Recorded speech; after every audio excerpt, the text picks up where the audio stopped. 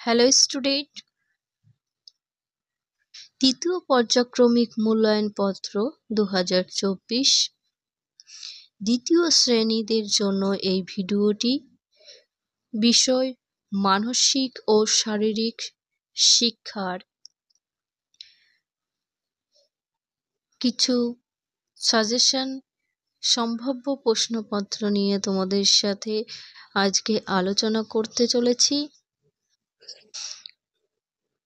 Final পরীক্ষায় কেমন ধরনের প্রশ্ন আসতে পারে, এর আগের ভিডিওগুলোতে আমি প্রশ্ন নিয়ে আলোচনা করেছি। ক্লাস 2 বাংলা, ইংরাজি, অঙ্ক এবং ক্লাস 1 এর ক্লাস পিপি, ক্লাস 3, ক্লাস 4 সমগ্র ক্লাস এবং সমগ্র সাবজেক্টের বিষয় নিয়ে আলোচনা করেছি। এখনও যারা আমার ভিডিওগুলো দেখোনি বা স্কিপ করেছো, যদি তোমাদের দেখার প্রয়োজন হয় তাহলে এই ভিডিওতে প্লেলিস্ট দেওয়া থাকবে, সেখান থেকে তোমরা দেখে নিতে পারো।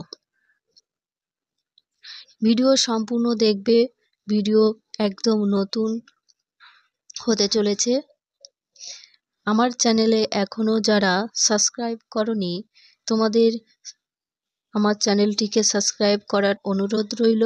এবং ভিডিও যদি ভালো লাগে, তোমাদের যদি উপকার এসে থাকে, তাহলে অবশ্যই একটা করে লাইক করো এবং তোমার যারা ছোট্ট বন্ধু আছে তাদেরকে ভিডিওটি শেয়ার করে দিও।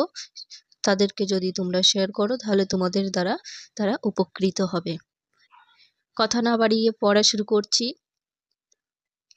পূর্ণমান থাকবে 30, সময় থাকবে 1 ঘন্টা। দ্বিতীয় শ্রেণী অর্থাৎ ক্লাস 2, বিষয় শারীরিক শিক্ষা। একের দাগে দেখে নেব কি আছে। পথের পাঁচালী এর প্রথম 4 লাইনে লেখো। এর জন্য থাকবে 8 নাম্বার। এটা শারীরিক শিক্ষা বইয়ে তোমরা লাস্টের দিকে এটা পেয়ে যাবে, দেখবে সম্ভবত 168 পৃষ্ঠায় এটা আছে। সেখান থেকে কোশ্চেনটা দেওয়া হয়েছে। কি লিখতে হবে? দিনের অথবা রাতে ডান দিক দিয়ে চলতে হবে। দিনে এবং রাতে রাস্তার ডান দিক দিয়ে চলতে হবে। যদি ফুটপাত না থাকে রাস্তা দিয়ে হাঁটবে না কেউ। যদি রাস্তার পাশে ফুটপাত না থাকে রাস্তা দিয়ে হাঁটবে না। এটা তোমাদের মুখস্থ রাখতে হবে। এখানটাতে ফাঁকা থাকবে, তোমাদের লিখে নিতে হবে। আমি উত্তরগুলো সবগুলো লিখে দিয়েছি। 2 এর দাগে দেখে নেব। সঠিক বাক্যটির পাশে টিক চিহ্ন দিতে হবে এবং ভুল বাক্যটির পাশে ক্রস চিহ্ন মানে গুণ চিহ্ন দিতে হবে। তার জন্য থাকবে 4 নাম্বার। কয়ের দাগে সমম্বিক ভঙ্গিকা আসনটি 10টি ধাপে অভ্যাস করতে হবে। এটা সম্পূর্ণ ভুল।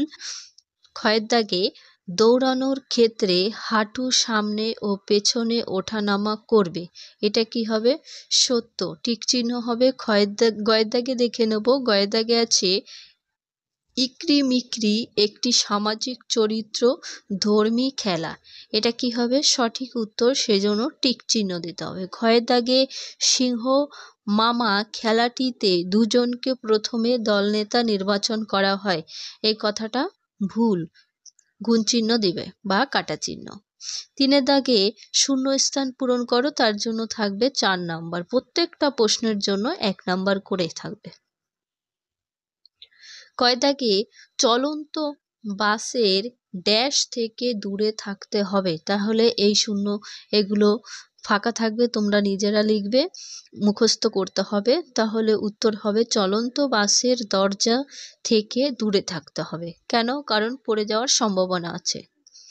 ক্ষয় দাগে ড্যাশ আলোর সংকেত বলে সাবধান। কোন আলোর সংকেত বলে সাবধান? হলুদ আলোর। তোমরা শারীরিক শিক্ষার বইয়ে লাস্টের পেজের দিকে পেয়ে যাবে এই পড়াগুলো। গয়ের দাগে কুকুরকে কখনো ড্যাশ করা ভালো নয়। অ্যান্সার, বিরক্ত করা ভালো নয়। গয়ের দাগে খারাপ ড্যাশ যদি কেউ করে জাগবে তোমার বোধ। যদি কেউ খারাপ কাজ করে নিজেদের বোধটা জাগবে, সেটা বলা হয়েছে। 4 এর দাগে প্রশ্নগুলির উত্তর লেখো। প্রত্যেকটার জন্য 2 নাম্বার থাকবে, 4টি করলে 8 নাম্বার। ক দাগে ট্যাগ খেলার 2টি সরঞ্জামের নাম লেখো। এখানে দেখো কি লেখা আছে, ট্যাগ খেলায় বল, পেন্ট বল, বন্দুক বা এমনকি ফ্ল্যাশ লাইটের মতো সরঞ্জাম ব্যবহার করে।